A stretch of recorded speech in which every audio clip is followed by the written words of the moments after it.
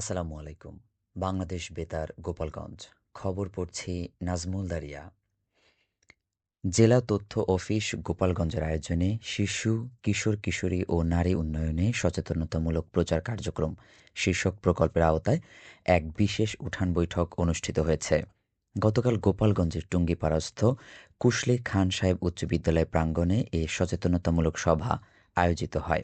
সভায় গণযোগাযোগ অধিদপ্তরের মহাপরিচালক মোহাম্মদ আব্দুল জলিল প্রধান অতিথি হিসেবে ভার্চুয়ালি যুক্ত হয়ে উপস্থিত শিশু, কিশোর-কিশোরী ও নারী শ্রোতাদের উদ্দেশ্যে গুরুত্বপূর্ণ বক্তব্য প্রদান করেন।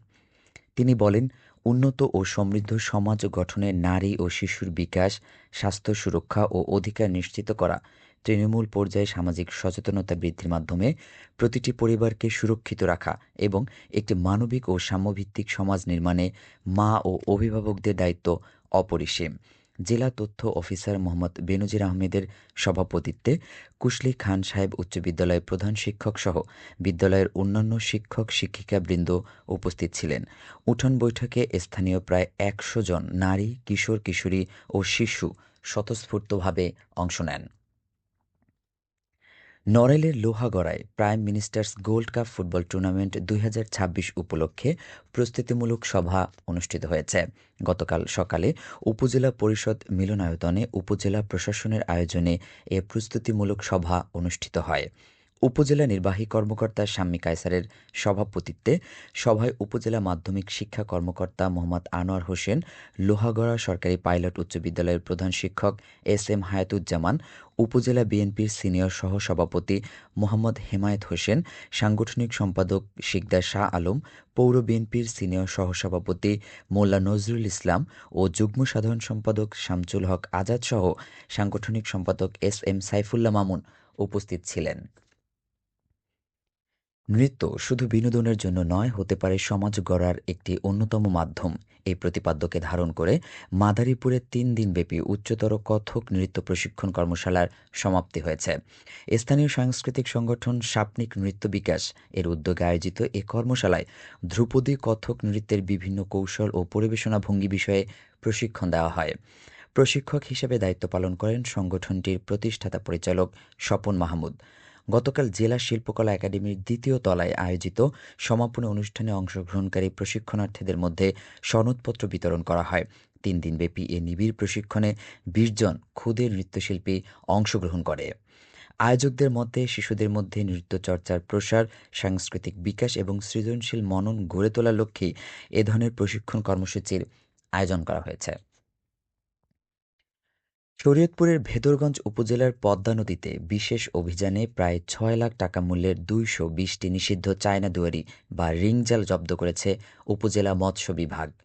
গতকাল মৎস্য সুরক্ষা ও সংরক্ষণ আইন ১৯৫০ এর আওতায় বাংলাদেশ কোস্ট গার্ডের সহযোগিতায় পদ্মা নদীর দুলারচর, বাঘাবাড়ী খালসহ বিভিন্ন এলাকায় এ অভিযান পরিচালনা করে জব্দকৃত জালগুলো জনসম্মুখে পুড়িয়ে ধ্বংস করা হয়। ভেদরগঞ্জ উপজেলার সিনিয়র মৎস্য কর্মকর্তা মোহাম্মদ আবদুল্লাহ আল ইমরান জানান, দেশীয় মাছের প্রজনন ও মৎস্য সম্পদ সংরক্ষণে নিষিদ্ধ জালের বিরুদ্ধে নিয়মিত অভিযান পরিচালনা করা হচ্ছে। অবৈধ জাল উৎপাদন, বিক্রি ও মজুত বা ব্যবহারের সঙ্গে জড়িতদের বিরুদ্ধে আইন অনুযায়ী কঠোর ব্যবস্থা নেওয়া হবে। উপজেলা নির্বাহী কর্মকর্তা মোহাম্মদ আবু বকর সিদ্দিক বলেন, মৎস্য সম্পদ রক্ষায় উপজেলা প্রশাসন ও মৎস্য বিভাগের যৌথ অভিযান ভবিষ্যতেও অব্যাহত থাকবে। নড়াইলের লোহাগড়া পৌর এলাকার বিসিআইসি ও বিএডিসি সার ডিলার মেসার্স আর.এস. এন্টারপ্রাইজের মালিক শুভাশিস কুণ্ডকে নিবন্ধন বহির্ভূত সার মজুত রাখার দায়ে সার ব্যবস্থাপনা আইন ২০০৬ অনুযায়ী ৩০,০০০ টাকা জরিমানা করা হয়েছে। গতকাল বিকেলে লোহাগড়া উপজেলা প্রশাসনের উদ্যোগে পরিচালিত ভ্রাম্যমাণ আদালতের মাধ্যমে এ জরিমানা করা হয়। ভ্রাম্যমাণ আদালত পরিচালনা করেন উপজেলা সহকারী কমিশনার ভূমি ও নির্বাহী ম্যাজিস্ট্রেট সুস্মিতা সাহা। এ সময় লোহাগড়া উপজেলা কৃষি সম্প্রসারণ কর্মকর্তা শেখ সালমান জামান উপস্থিত ছিলেন। এদিকে নড়াইলে সড়ক দুর্ঘটনায় মনির কাজী নামে এক গরু ব্যবসায়ী নিহত ও মিলন খান নামে অপর একজন আহত হয়েছেন। গতকাল দুপুরে নড়াইল চিত্রা সেতুর পূর্ব পারে এ মর্মান্তিক দুর্ঘটনাটি ঘটে। পুলিশ সূত্র জানায়, লোহাগড়া থেকে মনির কাজীসহ ৩ জন একটি নছিমনযোগে বাঘারপাড় উপজেলার ভাঙ্গুড়ার গরুরহাটের উদ্দেশ্যে গাড়িটি চিত্রা সেতুর পূর্ব প্রান্তে ওঠার সময় সেতুর লোহার স্প্যান বা নিয়ন্ত্রণ বারে মনির কাজীর থুতনিতে সজোরে ধাক্কা লাগে। এতে তিনি গাড়ি থেকে নিচে ছিটকে পড়ে মারাত্মকভাবে জখম হন। দুর্ঘটনার পরপরই স্থানীয়রা তাকে উদ্ধার করে দ্রুত নড়াইল জেলা হাসপাতালে নিয়ে গেলে হাসপাতালের চিকিৎসক ডাক্তার শামীম আক্তার তাকে মৃত ঘোষণা করেন এবং অপর আহতজন মিলন খানকে হাসপাতালে প্রয়োজনীয় চিকিৎসা দেন। এ মর্মান্তিক দুর্ঘটনায় এলাকায় শোকের ছায়া নেমে এসেছে। সবশেষে আবহাওয়া।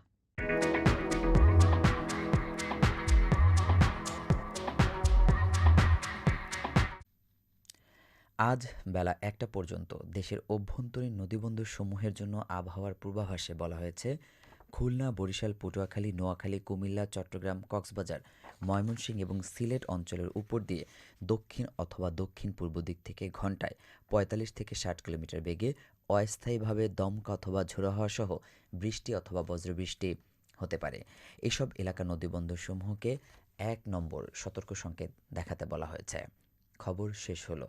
আমাদের পরবর্তী খবর প্রচারিত হবে আগামীকাল সকাল ৮টা ৩০ মিনিটে বাংলায়।